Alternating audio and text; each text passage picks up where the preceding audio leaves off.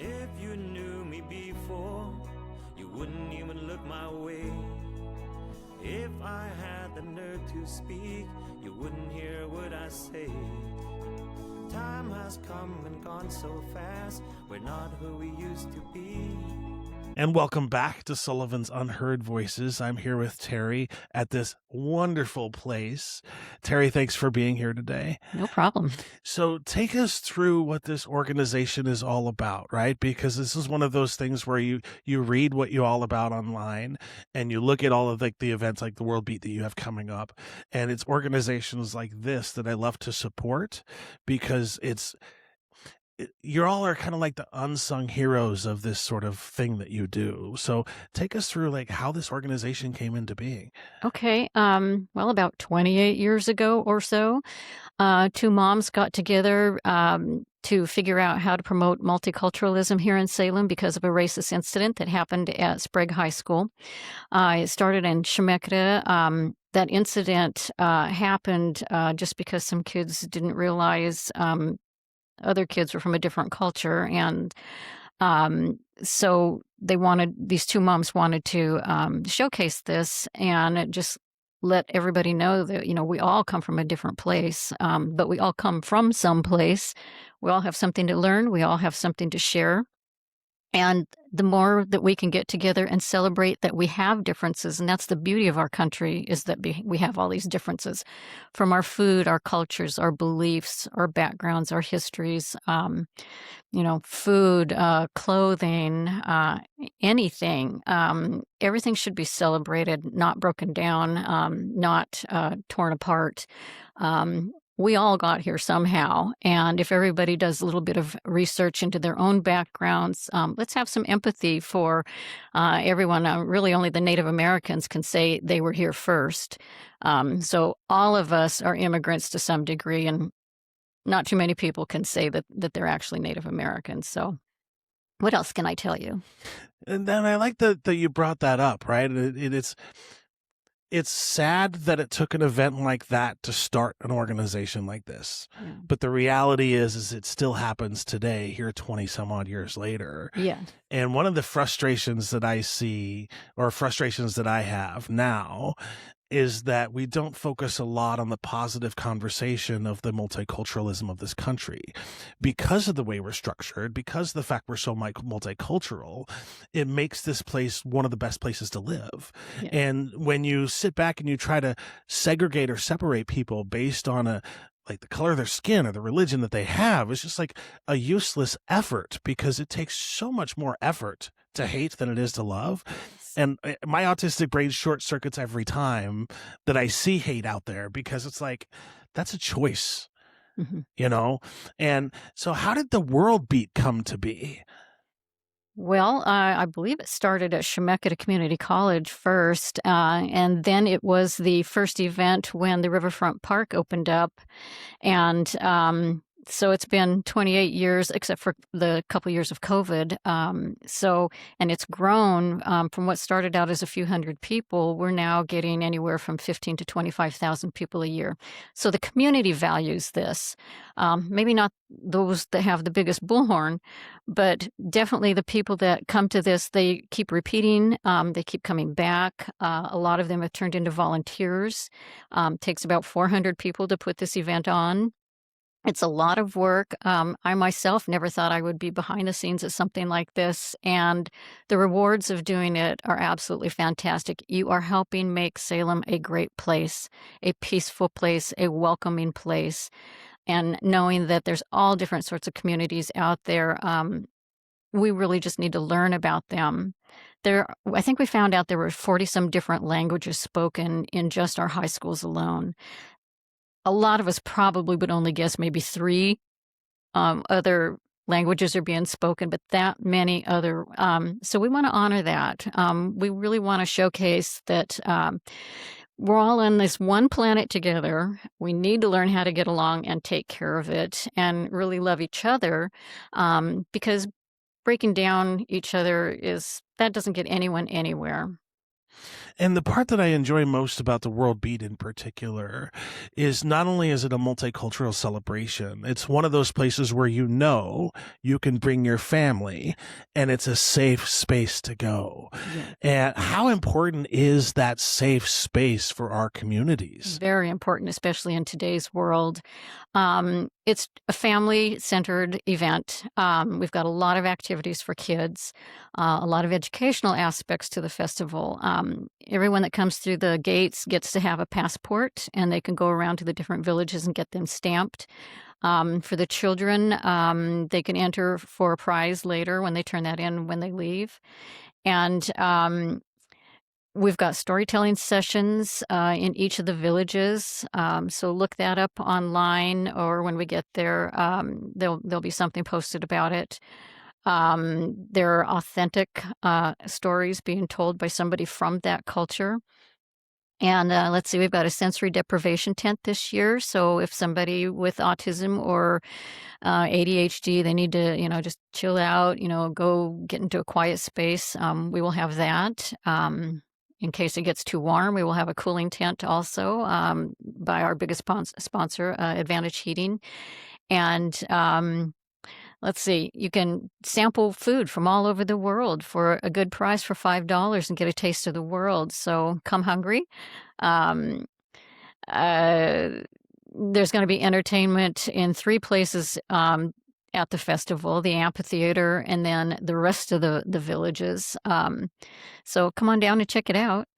And I love the fact that you schedule it, so sort of constructed it in a way where it's almost like you're taking a tour of the world while you're at the event. And one of the things that I have come to realize in my personal life is when people do immigrate to this country, there is a sense of isolation, because you're in a new place, you may not have the friends and families. And this is one of those things where I recommend to people who have come to this country recently is to go to like the World Beat, because you will find a place to get connected to your community and your culture there. Yeah. And it's one of those things where, like, when I went around last time and you see all of the vendors, it's this really well curated collection of people from all across different cultures, providing that sense of community to everybody that comes through the door. Yes. Was it always sort of structured as this sort of world tour, or was that something you learned along the way? Well, I haven't been here that long. I've only been here about 4 or 5 years. So the last several years, what we do is feature a focus culture or country.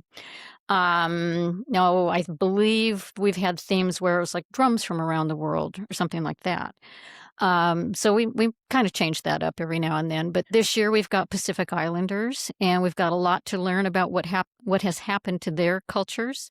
Unfortunately, I believe the U.S. has used it as a bombing practice range, some of those islands. And now those people are dealing with, that after many years. And global warming is rising, making our sea levels rise. And some of those homes, those islands don't have a lot of height to them. So those are issues. And if we can bring that awareness to everybody, we could all make some sort of change. We can affect something. But we won't know about it unless we spend a little time learning about it. The focus culture will have many talks in our cultural center. So come check that out. It's a lot of educational stuff. They will also have their own tent. So come on down and learn about them. It'll be different next year. It was different last year. But this is a beautiful culture with beautiful people. And let's learn about them a little bit. And talk about the importance of like that connection to community piece. Like, why is it so important that we have events like this in our local community? Oh, loaded question there. I know. Well, when we notice something's different, instead of fearing it, we really need to embrace it and find out, well, hey, we do it this way, but that's kind of a neat way that you guys do it. We had a fellow come in the other day that donated a piece to an exhibit here, and it was a lava cloth. And and hopefully I'm going to get this part right, but he said whenever they travel, they take this cloth with them. And, we were kind of going, huh?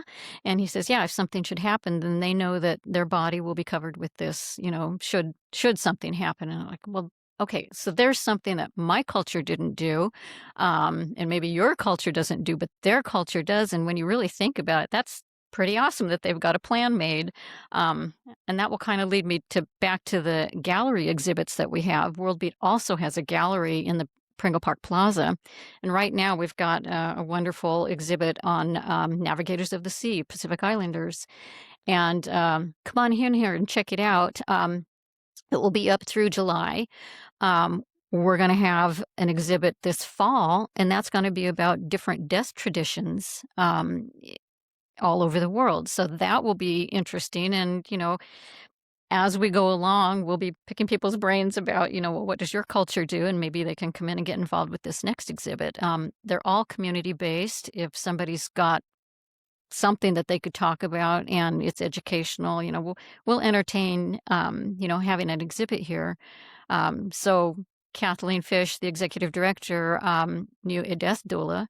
And so we're putting that together for this fall. So it's always changing, it's always educational, and it's family friendly too. And I love that piece, right? Because actually, interestingly enough, just a couple months ago, I interviewed a woman who did a documentary about dignity while dying. And she was a guest to a couple of death doulas and how the families in different cultures celebrated and welcomed death. So I'm actually really fascinated to see what this exhibit looks like, because it's one of those little talked about things, but so much impact. We will all experience it. Yeah. And it's so fascinating how the different cultures sort of surround that.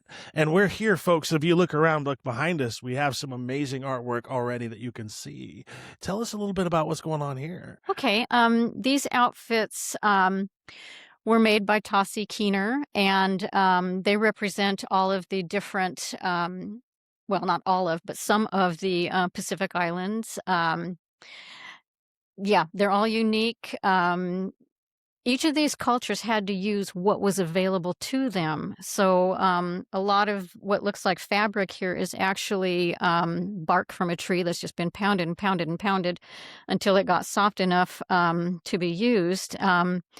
The shells were found from the beach, and they learned how to adorn things and learned how to weave. Coconut fiber has been pounded down again to become so soft that they could actually use it for clothing. Whatever fruits and veggies, they've learned how to use them, just like your culture and my culture probably did. Wherever we were from, you exist on what you've got available. Some of us have it easier, some of us have it harder. But it's really interesting to figure out how things came about and why. There's fascinating stories about them. And I like that piece of it too, because we get caught up in some of the stories from the mainstream media. They don't have enough time to celebrate those cultural influences that had positive impacts in our lives. And one of the things that I appreciate about organizations like this and things like the World Beat is because you can get a sense of that culture in a celebration mode instead of after an incident. And like the dancing piece, actually, it's a good component, right? And correct me if I'm wrong, there's going to be a ton of dancing this year as well, right? Tons of dancing, fire dancing, but stories are often told through dancing. So you'd probably have to get to know, one of the performers, but and maybe before they perform or after they perform, they'll be able to say something about, why that dance is what it is. But a lot of history is told through the outfits, through that dance.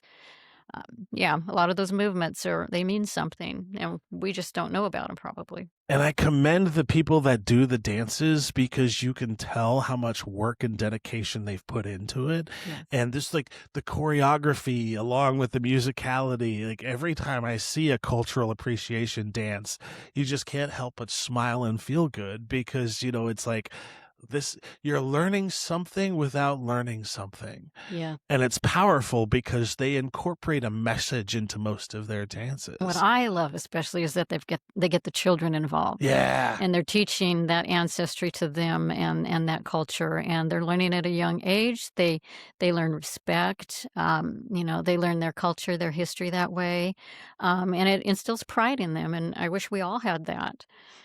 Some of us are maybe a generation or two removed from our cultures, but everybody has one. Everybody came from one, and you'd be doing yourself a favor to find it out. Learn where you came from, and know that your neighbors and your family and friends, they all have a background too.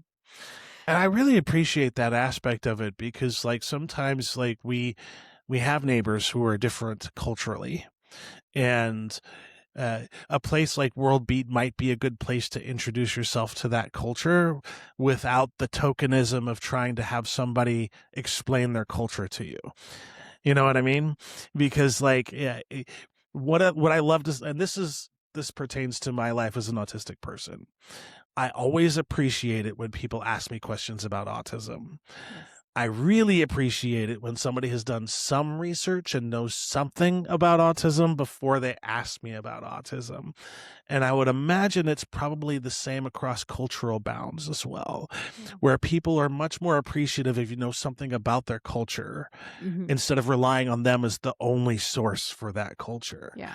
And why is there a commitment with this organization towards those cultures or that Ooh. cultural conversation? When you hook up with an organization like World Beat, you kind of tend to stick around, and you don't quite leave it because it's doing the right thing. It's welcoming everybody. It's trying to be peaceful. It's accepting differences. If you go out and do Taco Tuesday, and then Italian pizza on Thursday, and go have some Chinese or Vietnamese later. I mean, we should appreciate this, that we're not eating the same darn thing every day. This is wonderful that we've got these differences and the beauty of this world, and we need to learn to take care of it better than what we are, I think. And it's spaces like these are needed much more now than ever. So I live in a community that is mostly Hispanic. And one of the saddest parts of the community that I live in is that the people there don't feel safe enough to have their kids play on the streets right now. Yeah. Like I'm so used to being in the community and seeing everybody playing in the streets and families having barbecues together and just having a sense of community.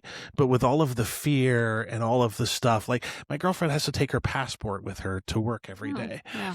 and she's been born in this country, United States citizens, but she looks Japanese, right? So she's always concerned. And so having having places like this where it's safe and you can come out and enjoy the family time is really important, especially now.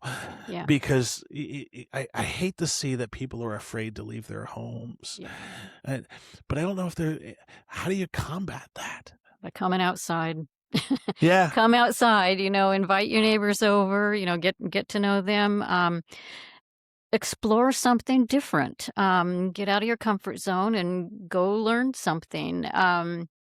There's no other way to do it, and I think you're going to find that you're opening up your world instead of closing it up. There's always something to learn,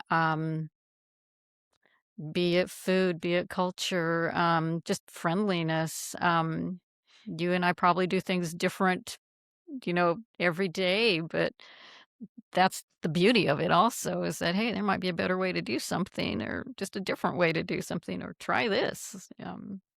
And it surprises me every time that I go out and I have a conversation with somebody from a different culture, because that's exactly what happens, right? Is we'll have that conversation and we'll have like I was talking to somebody that was from Syria the other day, and their outlook on this country was such a unique perspective that I haven't even thought of before. And so sometimes you leave yourself open to learning stuff you didn't know about yourself when you have conversations from people who are different from you. Mankind has been interesting in that it seems like they always have to find someone that they could beat or win over or change or dominate. And if we just went about it a little differently, I think we'd all get along a whole lot better. Um, I guess that's human nature, sadly. I think there's a better way to do it. Maybe more women need to get involved. I don't know. Well, I think you bring up a good point, right? Because it's the dominant culture that has that viewpoint. And one of the things that I have learned through this podcast over the last couple of years is that 80% of the people aren't that way. It seems like mostly just the people that are in the power structure have this sort of outlook of domineering. But if you talk to people that have living life and they're just sort of living, and everybody at the end of the day just wants a sense of safety and security. Yeah. And I'm sorry, I've said this like a million times, folks, but it still holds true today, right? Check judgment at the door, because not even identical twins have the same story in life. So you have no idea what a person's been through. You have no idea what their life has been like. And so if you're coming at it from a place of judgment, you're going to be missing out on an opportunity to possibly improve your life through just communicating with others. Yeah. Yeah. And so I'm curious, like, in terms of like this place here, how often do you cycle artists through? Okay. We have about 4 major exhibits every year. Now, when those go down and maybe we don't quite have something ready to come up, we'll do what we call a pop-up. And so that's when we kind of bring in more artists. Everything to do with Salem Multicultural Institute has to be cultural to some extent. So we don't want, if you're buying something from someone else and then you're reselling it, that's probably not going to cut it here. We want it to be culturally authentic. So if you're making stuff or bringing it in from the country that you're from, that would be better. I mean, to us, that's authentic. So, we've met artists just by going out into the community, and if they've got enough things that they could exhibit, then we'll try to help them, figure it out on how to make it an interesting exhibit also. I mean, those words have to be their words. We don't want them from Wikipedia. They've got to be bringing something authentic to the table. But we're open to, anything really, if they can somehow tie that to a culture. Their culture, preferably. So I love that aspect of it too, like having an open call, and it leaves your flexibility just to have some unique items you might not find anywhere else. yeah, And I appreciate that you give a platform for people that may not otherwise, because like you fall into this trap, especially in the art world or the exhibit world, where there's a focus on specific niche sort of art. And so having a space like this where you can focus on cultural appreciation and supporting people who are authentically making something related to a culture yes, is kind of flipping the scripts on an exhibit, if you will. Mhm. Sort of a bottom down versus a top down approach.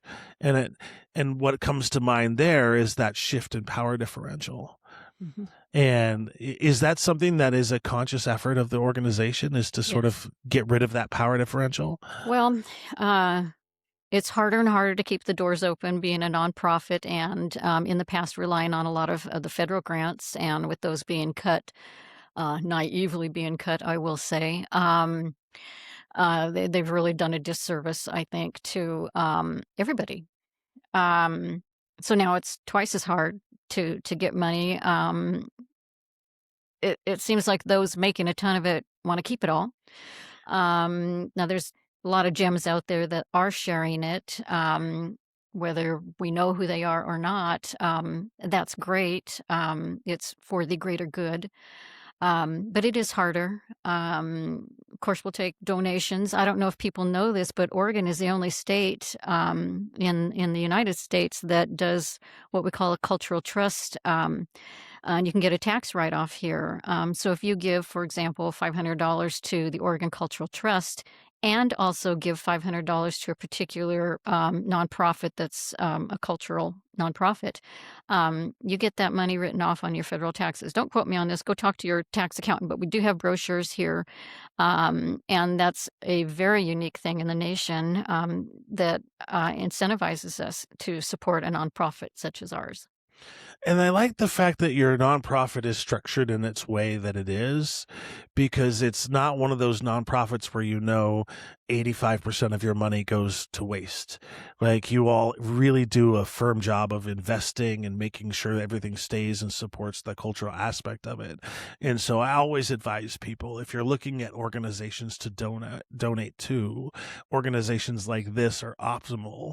Yeah. Because I don't think people can appreciate how much this kind of organization and how much like the World Beat helps people in the community. Yes. Because we get sort of like this narrow focus and isolated in our own sort of bubble, if you will. And if we can find a way to sort of break that and just look a little more outward, I think everybody would be a little bit better off. I think so. Yeah. And so in terms of like the World Beat this year, so it's down at the Riverfront Park. Yes. Right? Yeah. Where do you recommend people to park? Well, Salem's attend got 5 parking structures downtown. Let's see if I can name them all. Right here at the Pringle Park Plaza, Chemeketa Parkade, the Marion Parkade, although that's being renovated right now, so there's less parking there. Maybe we only got 4. On-street parking might be a little tougher this year. There's construction work going on at the park during this year's festival, so parking is going to be premium. Please carpool. If you're coming on a weekend, use the buses as much as you can. Walk a little further, park a little further out. Salem's not that big that you can't do that. So, yeah, come by boat if you want. No, but don't interrupt our dragon boat races. Oh, you have dragon boat races this year? Yeah, Saturday we'll have a dragon boat racing. It's a huge community, and people come from all over the world to dragon boat race. There's races all over the world all the time. Well, good weather. So yeah, come on down, check that out on Saturday. The awards will be later in the day, but there will be many heats throughout the day. And right here at the World Beat Gallery is where the Dragon Boat headquarters are. So if you ever want to come down and say, hey, I want to test out Dragon Boat racing, we can get you on a boat once or twice for free. And then if you want to join the club, you can do that. And you can find a group that you feel like you fit in best with. But it seems like people that join that stay in it forever too. It's quite a community. And how are you kicking off the event this year? We've got some interesting entertainment. So Friday night, only the amphitheater is open. I think gates open at 5, and then entertainment, I think, starts at 5:30. But we've got Sophie Nava and Sam Equa and Rich McLeod. Saturday, we've got Two Loose Cajun. And then Sunday, we've got Two Story Zori. And then later on, Maka and 808 Ohana. So the Two Story Zori is more of an island reggae, and of course Cajun is more like a Zydeco. So you want to kick your heels up and dance, come on down. Let's see, there's going to be some great nighttime entertainment with the fire dancing. I think more than one time each night we've got fire dancing going on. So it's Friday night, wonderful date night. Saturday night's wonderful date night, and Sunday, Saturday morning kicks off with a children's parade, and at the end of the day, when the festival is about to close, we'll have a parade of nations. So all of these flags will be taken off of the booths, and there will be a parade with that. And take us through like the vendor process too, right? Because I would imagine you do spend some time vetting the people that are going to be vendors at the booth to make sure that they're supportive of the community aspect as well, right? Yeah. Well, I'm more in the marketing department than working with vendors and performers, so I probably can't speak too much to that. But obviously, we want them to be cultural. We don't want, to promote messages that have anything to do with violence or hatred, anything like that. Yeah. And a lot of organizations that provide support for cultural communities are there too, right? We've got some wonderful sponsors that stick with us over the years. behind the scenes helping promote this because they believe in the cause also. Our peaceful mission of just learning to get along and promote peace and understanding. Please check out the banners that we'll have up to recognize our sponsors. I know that they'll be stating their names throughout the day and throughout the weekend. We'll have some podcasts going on. You'll be there. We have like the children's program. We'll have all the big sponsors on the back of the program and on the back of the children's passports. So we're trying to get all those folks that have been kind enough to believe in us and give us some money to help put this on, and recognize them in certain ways too.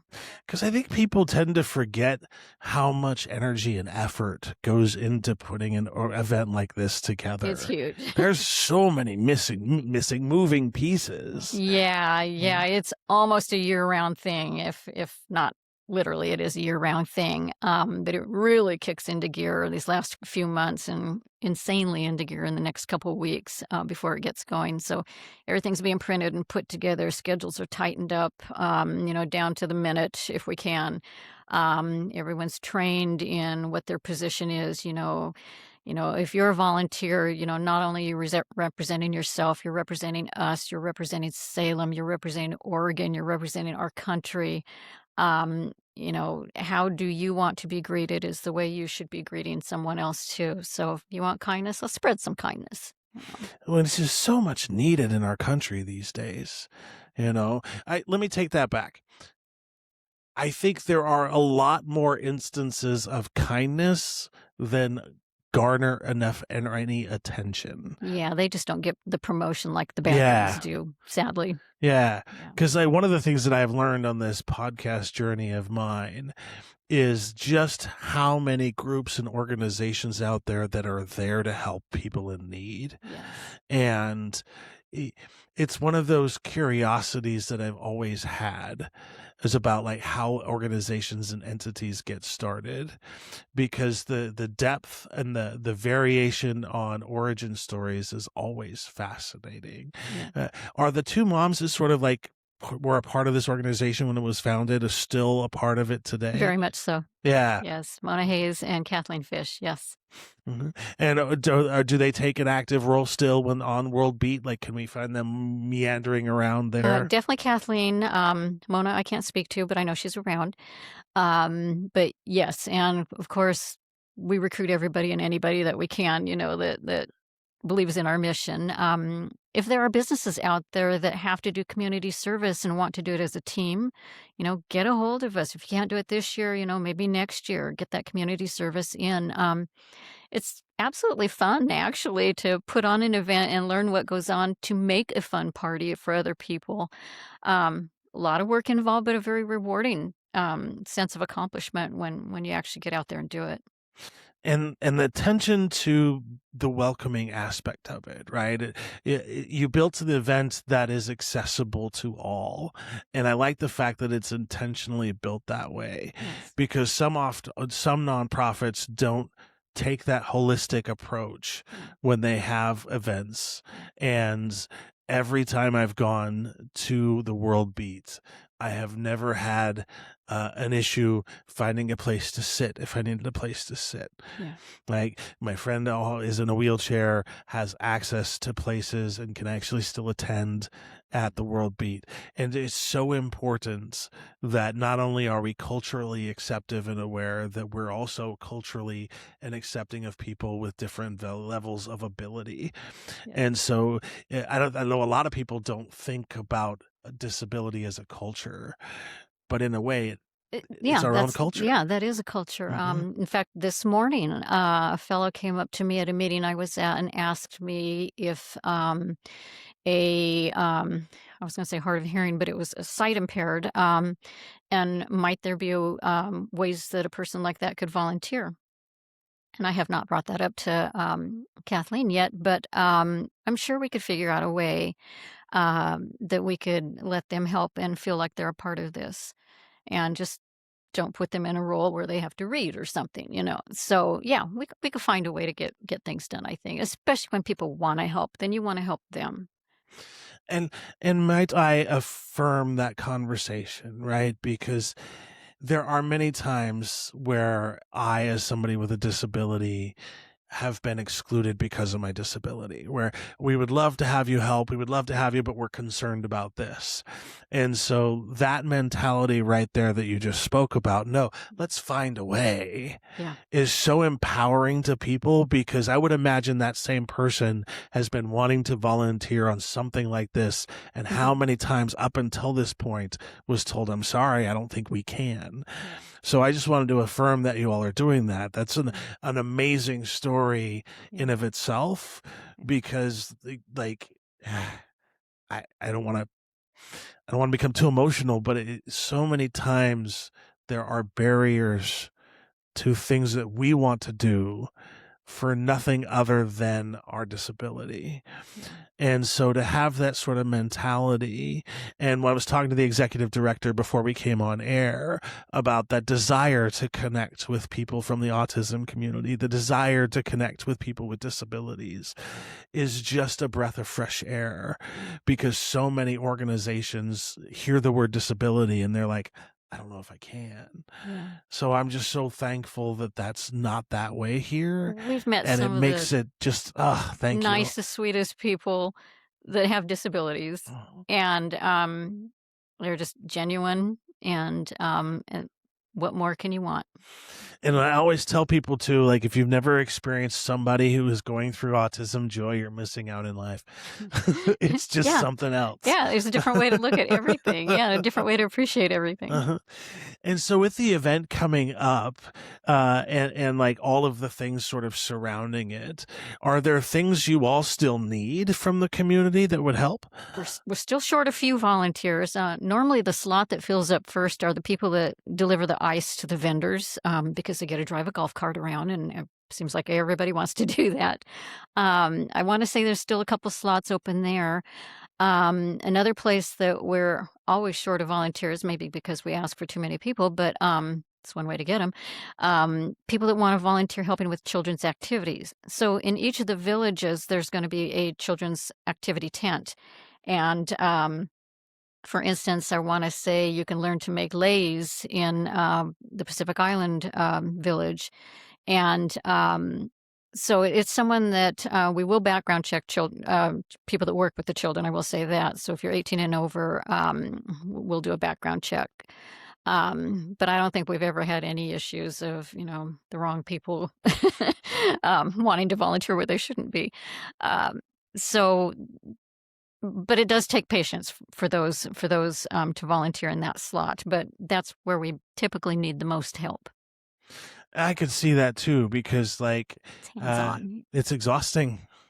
And I say this, slightly in jest, but if you've never had to watch a toddler right. who has a lot of energy, right, it's just exhausting. It's just the nature of life. Right. Oh, but the little things they get into can be so cute, though. Oh, it's so awesome. Yeah. I have a friend who has a non-speaking autistic child, and on a whim, I saw this little dinosaur thing at a shop, and I sent it to him in a box within a box within a box, and to watch as his facial expressions as he's opening a box, and then the confusion of there's a second box, what's going on? And so there's so much joy in the kids when they experience things, you just can't help but just sit back and go, that's awesome. Yeah. Those little ones are cute. So so you're talking about some of the things that you're asking, still needing support for. What about the other aspect of it, the sponsorship piece? We of course would love more sponsors, because they're the ones with more of the money to help pay for this. Last year was a really tough year on us. For so many reasons. That's when the immigration enforcement was happening, and so very few of the Hispanic families came out on Sunday. This year, I hope we don't have to deal with any of this. But I forgot where we were going with this. Sponsorships. Sponsorships, yes. It costs a lot to put on a festival like this. I mean, not only is the price of everything going up, for gas and electricity, but we pay for security, we pay for tents, we pay for bathrooms, we pay for the toilet paper, we pay for, places like gray water tanks where the people preparing food, put that used grease and whatnot. We pay for, all that garbage to get picked up and recycled. The golf carts, driving around to help with that aspect, that costs money. Those vendors need electricity. Well, the performers need electricity. We've got tents for changing, people preparing food. Yeah, so there's just so many moving parts. We've got, committee heads for certain things. We've got I'd like to call it a well-oiled machine that knows what they're doing and have been doing it for a long time. But the more hands we have to help, the better it is. Yeah, because it takes a village sometimes, It takes a huge village. Yeah. And then in terms of like the piece about like supporting and volunteering, because you were just about to say something else and I kind of cut you off. What other areas do you need volunteers for? I need a few stage hands, so some strong people that can help move equipment on and off the stage. When those performers get on, they might have drums and guitars and whatnot. We've got a team dedicated for this, but I noticed on the sign-up sheet that we're still short of a few people. Typically, it's a 4-hour shift. We'll give you a T-shirt and a ticket so that when your shift is done, you can go get a snack and a beverage and rest, and then you can go back into the festival and enjoy it. So, yeah, and if you've got a lot of energy and you want to do a full day, or more than one shift, come on back. Staff is doing it. A lot of volunteers that have been here a long time, they're doing it. Yeah, all hands on deck. We'd love to have you. And one of the things that I'm intrigued about is if you do, like, let's say you don't have the financial means to buy a ticket. Yeah. You can volunteer, Mhm. give back, and then still have access to the event. Well, I'd like to say that we have reduced our pricing this year. Instead of $10 a day, it's $5 a day now. Which is a lot. That's awesome. And then you can get a weekend pass for $10. It used to be $15 for the 3 days, so now it's $10. If you have a SNAP card, or you're a Gilbert House Children's Museum member or a veteran, come on in. We'll let you in for free. We want you to participate. We want you to come on down. All of those food booths have a $5 dish that they're offering. So it's not going to be a whole meal, but it's going to be a way that you can sample all these different foods from all over the world.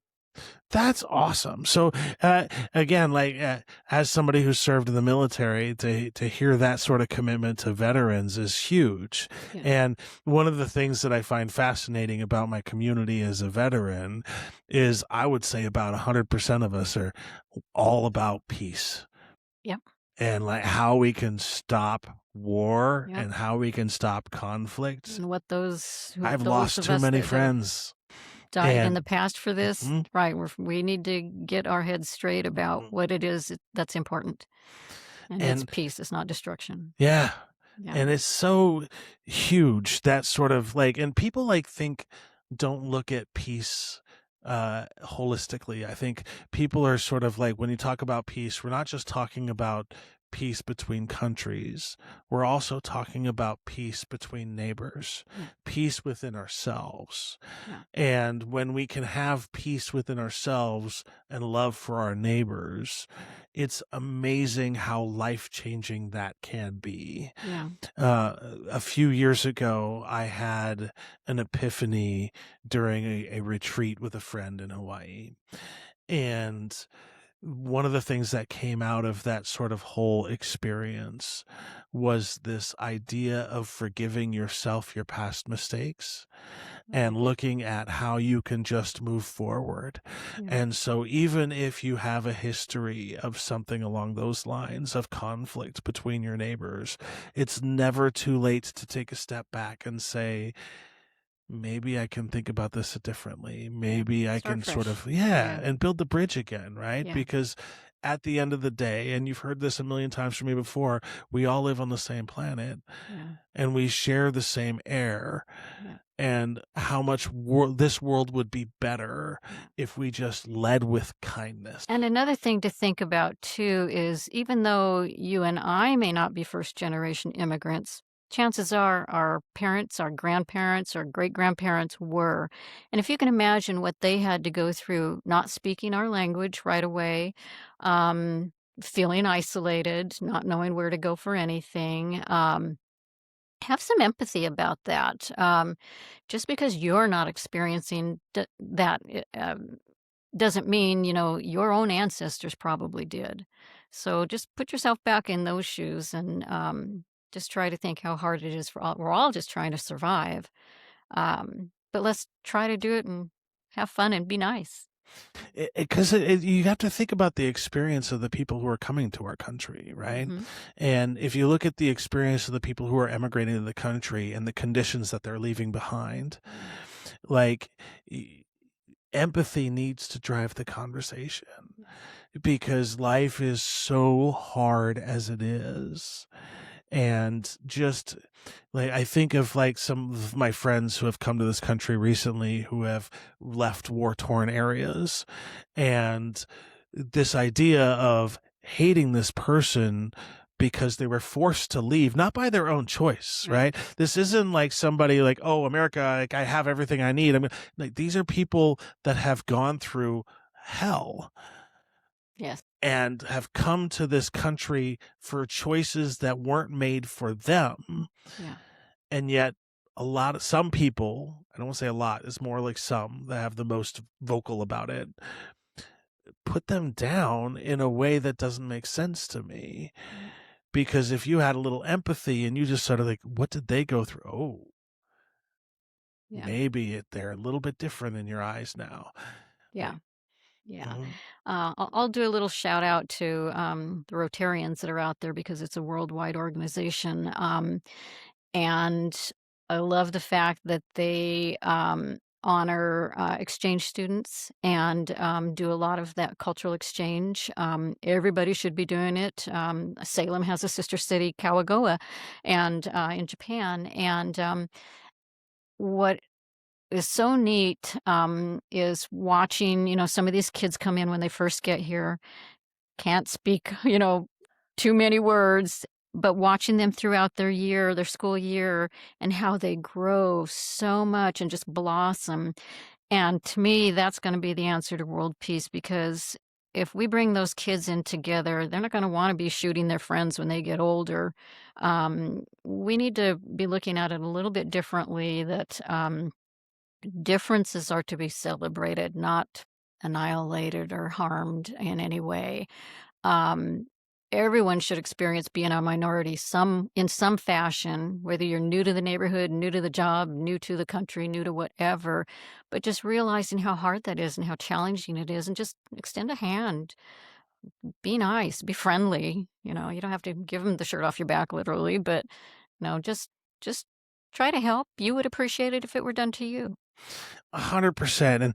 And here's a challenge for folks listening. And it's not really a challenge, but I'm going to throw it out there as a challenge. At work, when you go to work next week, what I want you to do is I want you to sit back and look around. And I want you to see the person in your office that never gets asked out to lunch. I want you to see the person that sort of is isolated off in the corner. And my challenge to you is to invite them to lunch. Spend some time, get to know that person, and just try to make their world and your world a little bit of a better place. And then come back to me after you've accepted that challenge and let me know how it went, because I'm going to guarantee you 100% of the time it's going to go well. Yes. Mhm. Yes. Totally agree. So we've been at this for almost an hour now. So where can people go to find more information? Well, we're always trying to put the program together to get it printed in time for the festival. And of course, this year we'll be offering it online. You can scan a QR code to get it online if you don't want the printed hard copy. But that's really that doesn't get nailed down to literally the week before the festival. So you can find out about it going to our website, salemmulticultural.org or worldbeatfestival.org or just worldbeat.org, I believe. You can go there and find out everything. Follow us on Instagram, Facebook, TikTok, all the big ones, Nextdoor. We're trying to be very active on social media. And we've got a great new social media expert with us, and she's getting us on the map. So we're loving that. Which is huge, right? Because it's one of those things like, and I struggle at the whole marketing aspect of it too. But, and then in terms of like the World Beat itself, when is it? And because it's coming up. Yep. Last weekend of June, always down at the Riverfront Park in Salem. Find a parking spot, come on down. The hours are going to be online. Just Friday night at the beat, and then all day Saturday and Sunday at literally the Riverfront Park. And of course, I'll be there, folks, like doing live podcast for both Saturday and Sunday. It's going to be a fun time. And I guarantee you, if you come, you will enjoy yourself, and it will be a safe space for you and your family. Guaranteed. Yeah. So I guess the last question for us before we wrap this up is what advice would you give to people who have just come into this country and need to find a place to connect? Well, come down to the World Beat Festival or come down to the gallery at some point. We've heard so many stories of people making connections here. I believe we've even had one wedding at the festival. So wonderful place for date night or date day. Bring your family, bring your friends, come alone if you want. There's so many things to do there, and you will not be bored. Thank you so much, Terry. And I'll end the podcast the way I always end the podcast, folks. Be kind. We all live on the same planet. We breathe the same air, and this world would just be a little bit better if we treated everybody with a little kindness and respect.